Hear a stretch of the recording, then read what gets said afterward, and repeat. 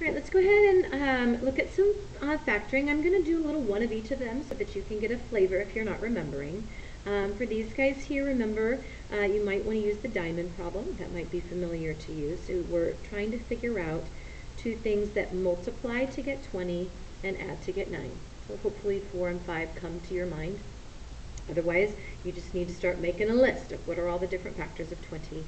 So in this case, since there is no coefficient other than 1 out in front of here, you're actually done. You get to use these as is. So we have x plus 5 and x plus 4. Here, on the other hand, you've got this little 5 there.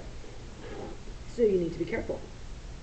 When I make my little diamond problem of my negative 30 and my negative 13, I end up getting, let's see, 10, 15 and 2 as numbers that would work.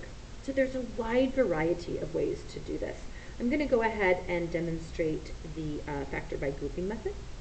But again, there's the put it into a generic rectangle, guess and check. There's all sorts of different ways to do that. But let's go ahead and look at the factor by grouping.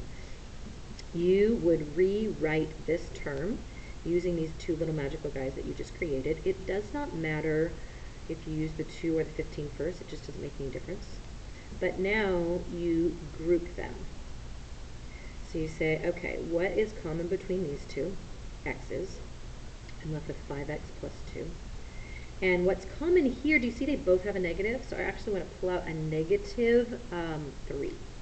And when I do that, I'm left with now positive 5 plus 2, 5x plus 2. This is a good thing. They need to be the same. If they're not the same, you actually have not done it correctly. So now what I do is I pull these guys out and call that a factor. And then this leftover stuff right here and here becomes the other factor. So listen to that again if you need to kind of go through that one more time.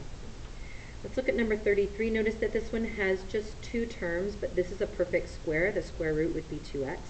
This is a perfect square. The square root would be 5, and it is a difference. So we call this the difference of 2 squares, which makes the factoring amazing. If it's the difference of 2 squares, you use 2 different signs, and you simply put square root, square root, square root, square root, and you are donesville. Talk about an easy, easy problem, well worth recognizing as such.